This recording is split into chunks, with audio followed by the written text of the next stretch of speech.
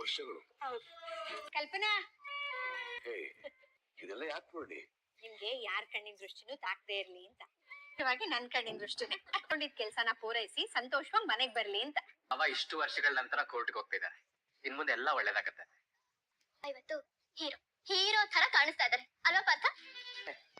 ನಮ್ ಹೀರೋ ಹೇಗಿದ್ದಾರೆ ಬರಲ್ಲ. ಸದ್ಯದಲ್ಲೇ ಈ ಹೀರೋಗೂ ಹೀರೋಯಿನ್ಗೂ ಮದುವೆ ನಡೆಯುತ್ತೆ. ಬೇಡಪ್ಪ, ಈಗಷ್ಟೇ ನಾನೇ ಯಾರ್ ಕಣ್ಣಿನ ದೃಷ್ಟಿನೂ ತಾಕೋದ್ ಬೇಡ ಅಂತ ದೃಷ್ಟಿ ತೆಗ್ದಿದ್ದೀನಿ. ಮತ್ತೆ ನನ್ ಕಣ್ಣೇ ಆಗದ್ ಬೇಡ ಅವ್ರಿಗೆ.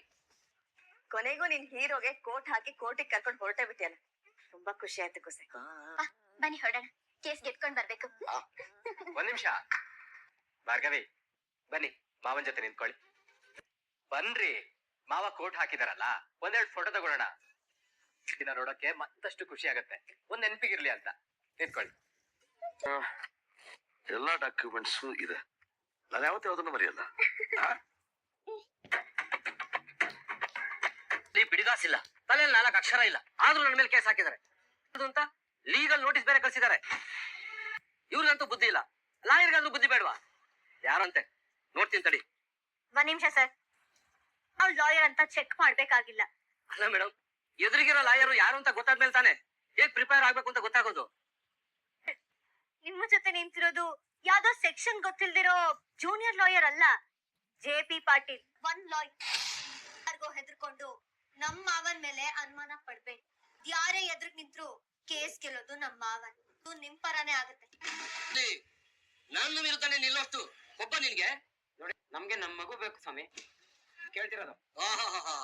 ಚೋಟುದ್ದ ಸಂಸಾರ, ಪುಟ್ಕೋಸಿ ಮಗಳು, ಅದಕ್ಕೆ ಲಾಯರ್ ಬೇರೆ ಕೇಳು. ಬೇಕಾದ್ರೂ ಕಾಸಿದೇನೆ ನಿನ್ನ ಹತ್ರ? ನಮ್ ಲಾಯರು ತುಂಬಾ ಒಳ್ಳೆಯವರು. ನಮ್ ಕಷ್ಟನ ನೋಡಿ ಒಂದೇ ಒಂದ್ ಪರಿಸ್ಥಿತಿ ತಗೊಳ್ದೆ ನಮ್ಗೆ ಸಹಾಯ ಮಾಡ್ತಾ ಇದ್ದಾರೆ. ಓಹೋ, ಈಗಿನ ಕಾಲದಲ್ಲೂ ಅಂತ ಮಹಾನ್ ಭಾವರು ಇದಾರ? ಅವನು ಉದ್ಧಾರ ಆದಾಗೆ.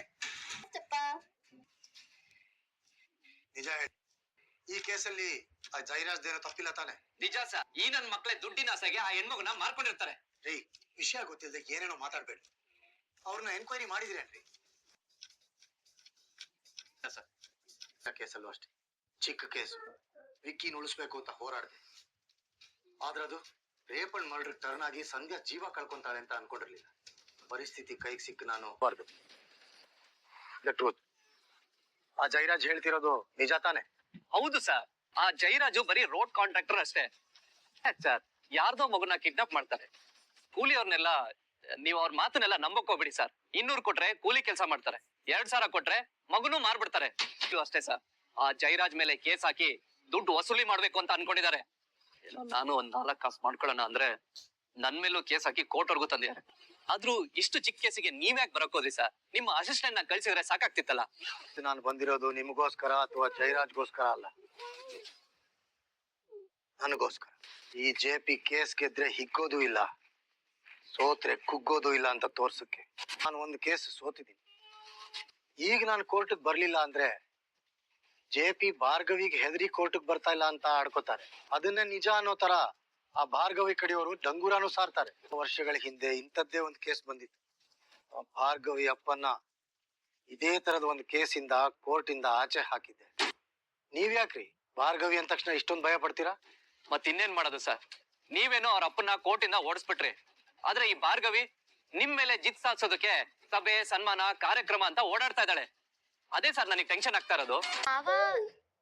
ನೀವು ಮತ್ತೆ ಬಂದ್ಯಾ? ಯಾವ ಕೇಸ್ ತಗೊಂತೀನಿ ಅಂತ ಕಾಯ್ತಾ ಕೂತಿದ್ಯಾ?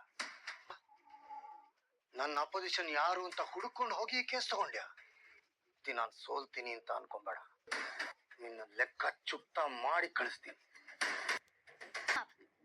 ನೀವು ತಪ್ಪು ತಿಳ್ಕೊಳ್ತಾ ಇದ್ದೀರಿ. ಕೇಸ್ ಲಾಯರ್ ನಾನು ಅನ್ಕೊಂಡೆ ಸರ್, ನಿಮ್ ಮುಂದೆ ನಿಲ್ಲೋ ಧೈರ್ಯ ಇವಳಿಗೆ ಎಲ್ಲಿದೆ ಅಂತ.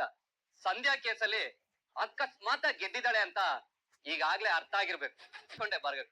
ಅದೇ ರೀತಿ ಪಣ ತೊಟ್ಟು ನಿನ್ನನ್ನು ಕೋರ್ಟಿಂದ ಓಡಿಸ್ತಾ ಇದ್ರು. ನಾನು ಆರ್ಗ್ಯೂ ಮಾಡ್ತಾ ಇಲ್ಲ ಅಂತ ಹೇಳಿದ್ರು, ಆದ್ರೆ ಕೇಸ್ ತಗೊಂಡಿರೋದು ನಮ್ ಕಡೆ. ಅರ್ಜುನ್, ಒಂದು ಗೋಲ್ ಕಡೆಯಿಂದ ಹೊಟ್ರೆ ಮತ್ತೆ ಅದೇ ಜಾಗಕ್ಕೆ ಬಂದಿರ್ತೀವಿ. ಮಾತು 100ಕ್ಕೆ 100 ಸತ್ಯ ಅಂತ ಇವತ್ ನನ್ಗೆ ಅರ್ಥ ಆಯ್ತು ಮಾವ. ಹೇಳಿದ್ ನಿಜಾನೇ. ಮತ್ತು ಹಳೆ ಲೆಕ್ಕ ಚುಕ್ತ ಆಗುತ್ತೆ.